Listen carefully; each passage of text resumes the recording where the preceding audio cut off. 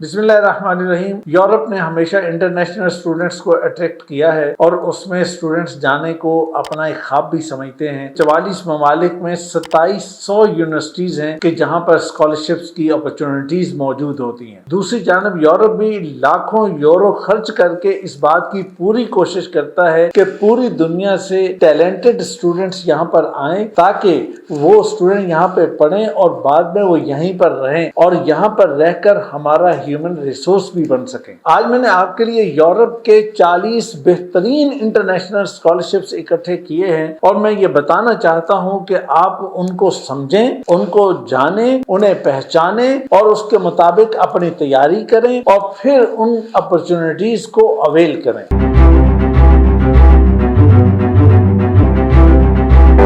میرے عزیزوں، یہ اسکالرشپس جو ہیں یہ بیچلر لیول کے لیے بھی ہیں، ماسٹر لیول کے لیے بھی ہیں اور پی ایچ ڈی لیول کے لیے بھی ہیں۔ اور ان اسکالرشپس کی خاص بات یہ ہے کہ اکثر اسکالرشپس جو ہیں وہ تمام چیزوں کو کور کرتے ہیں۔ مثلا آپ کی اکیڈمک فی اس کو بھی کور کرتے ہیں، اس کے ساتھ ساتھ اکاموڈیشن ہے، پھر منتھلی اسٹائپنڈ ہے، ٹکٹ ہے، پھر باقی جو ضروریات ہوتی ہیں، اسٹڈی مٹیریل وغیرہ ہوتا ہے، تو ان تمام چیزوں کو یہ اسکالرشپس کور کر رہے ہیں۔ یورپین اسکالرشپس کے حوالے سے پہلی بات تو آپ کو یہ سمجھ لینی چاہیے کہ وہاں صرف یورپین لینگویجز کے اندر نہیں پڑھایا جاتا بلکہ بہت ساری جگہوں پہ تو انگلش میں ہی پڑھایا جاتا ہے، تو لہٰذا یہ بڑا مسئلہ نہیں ہے کہ وہاں جا کے جناب اٹیلین لازماً سیکھنی پڑے گی، بلکہ ایسی یونیورسٹیز اور ایسی اپرچونٹیز موجود ہیں کہ جہاں پہ آپ انگلش میں ہی اسٹڈی کر سکتے ہیں۔ اچھا، ان تمام اسکالرشپس کے اپلائی کرنے کی جو ڈیٹ ہے وہ اگست سے لے کے دسمبر تک ہے۔ البتہ ہر اسکالرشپ کی اپنی ڈیٹ ہوگی، اس کے لیے آپ کو خود وہاں پہ جا کے چیک کرنا ہوگا کہ اس کی ایگزیکٹ ڈیٹ کیا ہے اور اس کا پروسیجر کیا ہے۔ یورپ میں اکثر یونیورسٹیز کے اندر تو معاملہ ایسا ہے کہ اگر آپ نے انگلش کریکولم پڑھا ہے، مثال کے طور پہ جیسے پاکستان کے اندر آپ انگلش کریکولم پڑھتے ہیں، تو یہاں سے اگر آپ جاتے ہیں اور آپ کی لینگویج اسپوکن ریٹن آپ کی ٹھیک ہے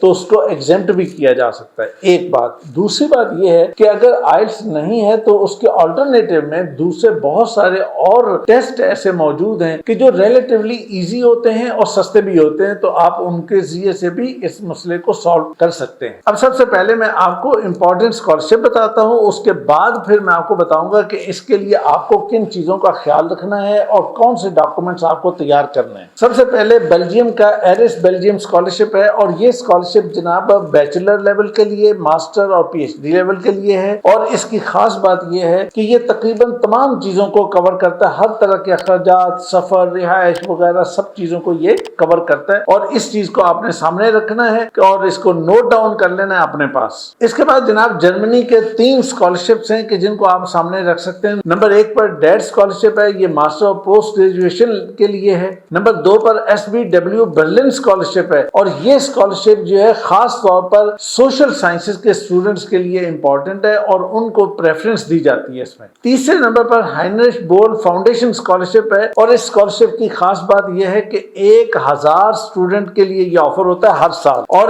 یہ تمام چیزوں کو کور کرتا ہے، بیچلر، ماسٹر، پوسٹ گریجویٹ، ہر طرح کے اخراجات، ان تمام چیزوں کو کور کرتا ہے، لیکن اس کی ریکوائرمنٹس ذرا سخت ہیں۔ اس کے بعد اٹلی کا DSU ریجنل اسکالرشپ ہے، اور یہ اسکالرشپ اپنی اس کیپیسٹی کے اندر بڑا نہیں ہے، یعنی نمبر آف اسٹوڈنٹ اس میں زیادہ نہیں ہوتے، لیکن ہے یہ بہت اٹریکٹیو۔ اٹلی کا ہی ایک دوسرا university of Milan excellence scholarship, اور یہ اسکالرشپ ذرا تھوڑا سا بڑا ہے اور بیچلر، ماسٹر اور پی ایچ ڈی تمام لیول کے لیے ہے، لیکن یہ اچھا اسکالرشپ ہے۔ اس کے بعد جناب ہے یورپ کا بہت ہی خوبصورت ملک نیدرلینڈ، اور نیدرلینڈ میں بہت اچھی یونیورسٹیز ہیں، اور ان میں جو اسکالرشپ ہیں ان میں ایمسٹرڈیم میرٹ اسکالرشپ پہلا ہے۔ اس کے بعد ہے TU ڈیلفٹ ایکسیلنس اسکالرشپ، تیسرے نمبر پر ہے ریڈ بورڈ اسکالرشپ۔ اس اسکالرشپ کی خاص بات یہ ہے کہ یہ جناب ٹیوشن، ویزا، ٹریولنگ تمام چیزوں کو کور کرتا ہے۔ نیدرلینڈ کا چوتھا اسکالرشپ ہے میسٹرک یونیورسٹی ہائی پوٹینشیل اسکالرشپ، اور اس اسکالرشپ کی خاص بات یہ ہے کہ اس کے اندر اماؤنٹ بہت زبردست دی جاتی ہے جو بندہ سلیکٹ ہو جاتا ہے۔ اس کے بعد جناب یورپ کا ایک بہت مشہور ملک ہے ہنگری، اور ہنگری میں 2 طرح کے اسکالرشپ آفر ہوتے ہیں۔ ایک اسکالرشپ جو ہے وہ گورنمنٹ آف ہنگری خود آفر کرتی ہے، اس اسکالرشپ کا اسکیل بھی بڑا ہے اور اس اسکالرشپ کے اندر جو اسٹائپنڈ ہے وہ بھی بہتر ہے۔ दूसरा स्कॉलरशिप 2 यूरोपियन यूनिवर्सिटीज ऑफर करती हैं, एक है सेंट्रल यूरोपियन यूनिवर्सिटी और दूसरी है यूनिवर्सिटी ऑफ पेच, और ये दोनों जो है इस स्कॉलरशिप को ऑफर करती हैं। इसके बाद यूरोप का एक और मुल्क है पोलैंड। पोलैंड के अंदर भी एजुकेशन के हवाले से बहुत एक्टिविटी होती है और वो भी बहुत अच्छे स्कॉलरशिप्स ऑफर करते हैं और हमारे स्टूडेंट्स को भी वहां से फायदा उठाना चाहिए। और इसमें यह है कि जो 2 स्कॉलरशिप ऑफर किए जाते हैं उनमें एक तो बहुत मारूफ स्कॉलरशिप है एरास्मस का, और इसका स्केल भी बड़ा है और इसके अंदर जो फैसिलिटीज हैं वो भी मुनासिब हैं, बस इसको प्रोसेस करना जो है ना वो थोड़ा सा कॉम्प्लिकेटेड है। और दूसरा स्कॉलरशिप है विद क्विक बनाक स्कॉलरशिप प्रोग्राम, और इस प्रोग्राम का दायरा बड़ा है और इसका जो स्टाइपेंड और बाकी फैसिलिटीज वो भी बहुत अच्छी हैं। लेकिन इसका प्रॉब्लम यह है कि इसका सिलेक्शन प्रोसीजर जरा टफ है। अब आइए आपको स्पेन लिए चलते हैं, और स्पेन तो मुसलमानों के हवाले से एक तारीखी मुल्क है और वहाँ पे बहुत सारी अहम चीजें भी हैं और बहुत आर्काइव्स वहाँ पे मौजूद हैं और आप उनको भी विजिट कर सकते हैं। इसमें सबसे पहला स्कॉलरशिप तो गवर्नमेंट ऑफ स्पेन का स्कॉलरशिप है और ये स्कॉलरशिप बहुत बड़ा है। अलबत्ता उसको प्रोसेस करना, उसको अप्लाई करना, उसको हासिल करना,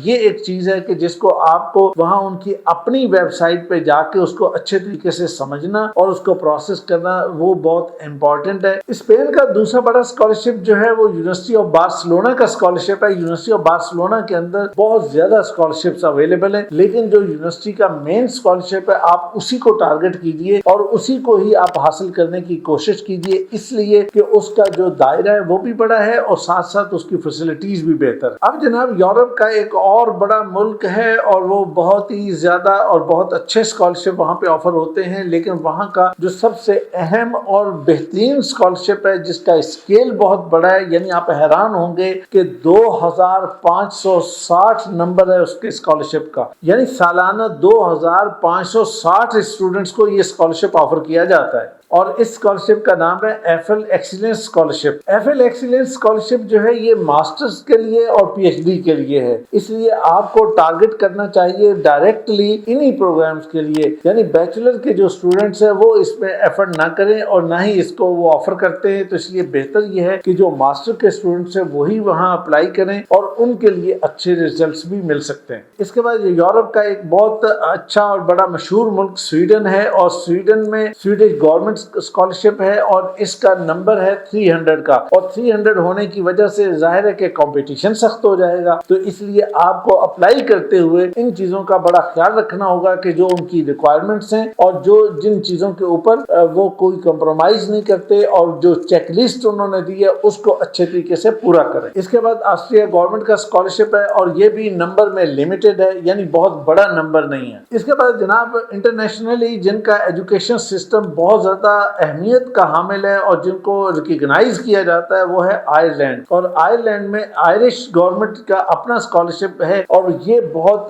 बड़ा भी है और इसकी फैसिलिटीज भी बहुत ज्यादा है, लेकिन क्राइटेरिया बहुत सख्त है इसका, लिहाजा आपको इस चीज को देखना होगा कि किस तरीके से आपने इसको प्रोसेस करना है। इसके बाद जनाब यूरोप का खूबसूरत तरीन मुल्क स्विट्जरलैंड है और स्विट्जरलैंड में स्विस गवर्नमेंट का अपना स्कॉलरशिप है और उसका 500 नंबर है, यानी हर साल 500 स्टूडेंट को ये ऑफर किया जाता है, लेकिन इसमें बैचलर के स्टूडेंट शामिल नहीं है, सिर्फ मास्टर और पीएचडी वाले अप्लाई कर सकते हैं। इसके बाद जनाब फिनलैंड है और फिनलैंड के बारे में कहा जाता है कि इनका एजुकेशन सिस्टम बहुत जबरदस्त है। फिनलैंड में यूनिवर्सिटी ऑफ हेलसिंकी जो है वो स्कॉलरशिप ऑफर करती है और इसके अंदर आपकी हेल्थ इंश्योरेंस भी शामिल है, इसमें जनाब ट्रेवलिंग भी शामिल है, इसमें जनाब आपकी बाकी जरूरियात भी शामिल होती हैं। तो इन तमाम चीजों को ये स्कॉलरशिप कवर करता है, लेकिन यह है कि इनका सिस्टम कैसा है, किस तरह का है, ये तो आप वहां पे जाएंगे तो फिर जरूर बताएंगे। अब हम एक ऐसे मुल्क की बात करते हैं कि अगर उसे एक जानिब से देखें तो हमें यूरोपियन नजर आता है, तो दूसरी जानिब से देखें तो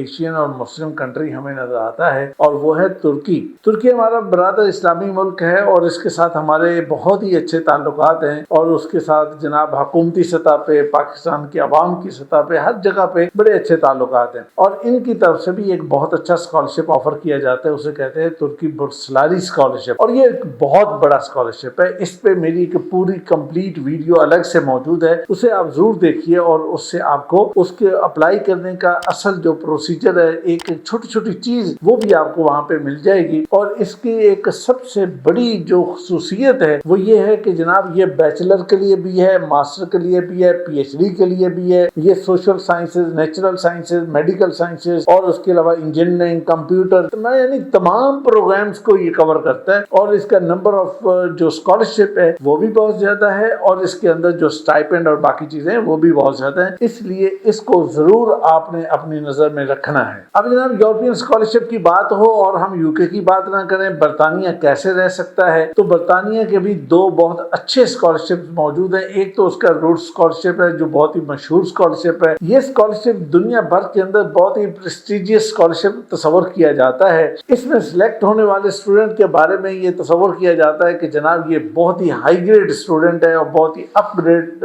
قسم کا اسٹوڈنٹ ہے. اس لیے میں آپ سے یہ کہوں گا کہ آپ پوری کوشش کریں کہ اس کے اندر جائیں، اور اس کے اندر جانے کے بعد آپ کا آل اوور دا ورلڈ آپ کا ایک خاص طرح کا ایک اسٹیٹس تصور کیا جاتا ہے. لہٰذا یہ آپ کو مس نہیں کرنا چاہیے. برطانیہ کا ایک دوسرا اسکالرشپ جو ہے وہ ہیوننگ اسکالرشپ ہے، اور یہ ایک بہت اچھا اسکالرشپ ہے. لیکن اس کے اندر دو باتیں ہیں. ایک بات تو یہ ہے کہ یہ صرف ماسٹر پروگرامز کے لیے آفر ہوتا ہے، اور دوسری اچھی بات اس کی یہ ہے کہ فلی فنڈڈ ہے. یعنی ہر لحاظ سے اس میں ٹریولنگ بھی ہے، کاسٹ بھی ہے، رہائش بھی ہے، اکوموڈیشن، دس اینڈ دیٹ، پھر آپ کی جناب ٹیوشن فی اور دوسرے تیسرے اخراجات، سب چیزیں اس میں کور ہوتی ہیں. اور یہ اس لحاظ سے ایک بہت اچھا پروگرام ہے، تو لہٰذا آپ کو اس کو ضرور کنسیڈر کرنا چاہیے. جیسا کہ میں نے شروع میں آپ سے کہا تھا کہ کچھ باتیں ایسی ہیں کہ جو آخر میں آپ کو بتانے کی ہیں. اس میں سب سے پہلی بات تو آپ کو یہ ذہن میں رکھنی چاہیے کہ آپ کے سامنے جو جتنے بھی یورپین امپورٹنٹ اسکالرشپ تھے وہ سارے میں نے آپ کو بتا دی. اب آپ کی ذمہ داری یہ بنتی ہے کہ آپ ان کو اچھی طرح سمجھیں اور اس کے مطابق جو پروگرام اور جو اسکالرشپ آپ کے لیے سوٹیبل ہے، ایک ہو سکتا ہے، دو ہو سکتے ہیں، آپ ان کو جناب اکٹھا کیجئے اور اس کو سامنے رکھیے. اپنی ایک نوٹ بک کے اوپر اس کی ڈیٹیل لکھیے اور اس کو پلان کر کے اس میں اپلائی کیجئے. اور یہ بہت اہم ہوگا کہ آپ اسے لکھ کر پلان کر کے پھر آپ اسے اپلائی کریں. دوسری بات جو آپ کو سامنے رکھنی ہے وہ اس کی ڈیڈ لائن کے حوالے سے بات ہے. وہ یہ ہے کہ یہ اگست سے لے کے دسمبر تک ان کی ڈیڈ لائنز ہیں. کسی کی کوئی ہوگی، کسی کی کوئی ہوگی. اب آپ کی یہ ذمہ داری ہے کہ آپ اس ڈیڈ لائن کو دیکھ کر اپنے پاس نوٹ کر لیں اور اس سے پہلے اپنے تمام ڈاکومنٹس اور تمام ضروری چیزیں آپ تیار کر لیں. تیسری بات اس زمانے میں یہ ہے کہ اس کے لیے آپ کو جو ریکوائرڈ ڈاکومنٹس ہے وہ تیار کرنے ہیں. ڈاکومنٹس میں نمبر 1 پہ ڈاکومنٹس آتے ہیں اکیڈمک ڈاکومنٹ. تو اکیڈمک ڈاکومنٹس کے اندر سمپل بات آپ یہ سمجھ لیجئے کہ اگر آپ بیچلر کے لیے اپلائی کر رہے ہیں تو آپ کو میٹرک اور انٹر، او لیول، اے لیول کے ڈاکومنٹس چاہیے. اس کی اٹیسٹیشن اور اس کی جو ویریفیکیشن اور اس کی IBCC سے کرانی ہو، جہاں سے بھی، وہ آپ کو کمپلیٹ کر کے تیار کر لینے چاہیے. اور اگر آپ ماسٹر کے لیے اپلائی کر رہے ہیں تو پھر میٹرک، انٹر اور بیچلر ہوگا. اس صورت میں آپ کو IBCC کے علاوہ HEC سے بھی اٹیسٹیشن چاہیے ہوگی. اور اگر آپ PhD کے لیے کر رہے ہیں تو پھر میٹرک، انٹر، بیچلر اور ماسٹر تمام ڈاکومنٹس، اس کی ڈگریز، اس کی ٹرانسکرپٹس اور اس کے علاوہ جو دوسرے ڈاکومنٹس بھی اگر کوئی ہیں تو وہ آپ کو تیار کر لینے چاہیے. اس کو ایک فائل میں ایک جگہ پہ سیٹ کر لینے چاہیے. اس کی اٹیسٹڈ کاپیز بھی آپ کے پاس ہونی چاہیے تاکہ جو اس کی ڈیڈ لائنز ہیں آپ اپلائی کر سکتے ہو. دوسری اہم چیز ہے اسٹیٹمنٹ آف پرپز. اچھا، اس معاملے میں اسٹوڈنٹ بہت زیادہ ڈرتے ہیں، پریشان ہوتے ہیں، پتہ نہیں یہ کتنی مشکل چیز ہے. بیٹا کوئی مشکل چیز نہیں ہے نا. آپ نے بیچلر کے لیے اپلائی کرنا ہے یا ماسٹر کے لیے اپلائی کرنا ہے، PhD کے لیے آپ کیوں اپلائی کر رہے ہیں؟ آپ کے ذہن میں کلیئر ایک گول ہونا چاہیے نا. اپنی لائف کا بھی گول ہونا چاہیے، اس ایڈمیشن کے لیے اس پروگرام کا بھی بارے میں بھی آپ کو کلیئر ہونا چاہیے کہ بھئی آپ کیوں پڑھنا چاہتے ہیں، بھائی کیوں وہاں پہ جانا چاہتے ہیں، اس کا آپ کو کیا فائدہ ہوگا، آپ کی کمیونٹی، آپ کی سوسائٹی، آپ کے ملک کو اس کا کیا فائدہ ہوگا. یہ ساری باتیں جو ہیں وہ اس اسٹیٹمنٹ آف پرپز کا حصہ ہوتی ہیں. یہاں آپ کو ایک بات بتاتا جاؤں کہ یہ جو ایپٹیچیوڈ اسیسمنٹ ہم کرتے ہیں نا، اس کے اندر آپ کی جو یونیک کوالٹیز ہوتی ہیں وہ ساری سامنے آ جاتی. اب اگر جب آپ اسٹیٹمنٹ آف پرپز لکھنے لگتے ہیں تو اس وقت آپ کے لیے مشکل بنتی ہے کہ اچھا اب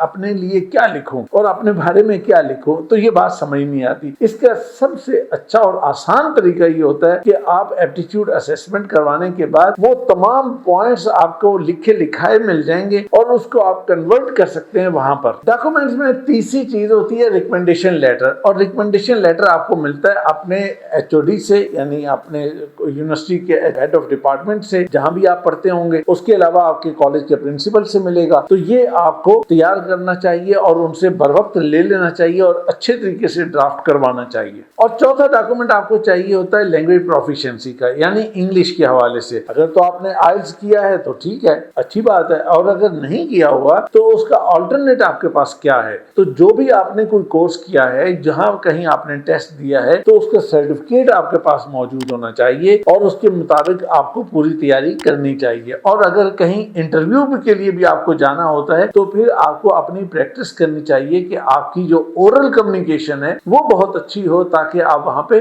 کمیونیکیشن کے اندر اپنی لینگویج کے حوالے سے آپ مار نہ کھا جائیں اور اچھے طریقے سے وہاں پہ کمیونیکیٹ کر سکیں. میں نے یہ کوشش کی تھی کہ آپ کے سامنے یورپ کے جتنے بھی اچھے اسکالرشپس ہوں وہ ساری ڈیٹیل آپ کو میں رکھ دوں. اب آپ کی یہ ذمہ داری بنتی ہے کہ ابھی سے اپنی تیاری کر لیں, اپنے آپ کو پریپیئر کریں. اس کے لیے جو چیز کرنے کی ہے وہ آپ اپنی تیاری کر کے رکھیں. پاسپورٹ بنوانا ہے, ڈاکومنٹ تیار کرنے ہیں, باقی چیزیں کرنی ہیں, ان کو بہترین طریقے سے تیار کر کے ریڈی کریں تاکہ آپ اس کو اچھے طریقے سے اپلائی کر سکیں. دیکھیں, اپلائی کرنا اور وہاں تک جو ریکوائرمنٹس ہیں ان کو پورا کرنا, یہ بھی ایک بڑا کام ہوتا ہے, اور اس کام کو اپنے لیے بوجھ نہیں بنانا چاہیے. ظاہر سی بات ہے کہ یہ آپ ہی نے کرنا ہے, آپ کے علاوہ کسی نے نہیں کرنا, اور یہ آپ ہی کی ذمہ داری ہے. تو لہٰذا اسے شوق سے, ہمت سے, حوصلے سے اور پورے جناب اعتماد کے ساتھ اس کام کو کیجیے. انشاءاللہ آپ کامیاب ہوں گے. میری دعائیں آپ کے ساتھ ہیں. خوش رہیے, شاد رہیے, آباد رہیے.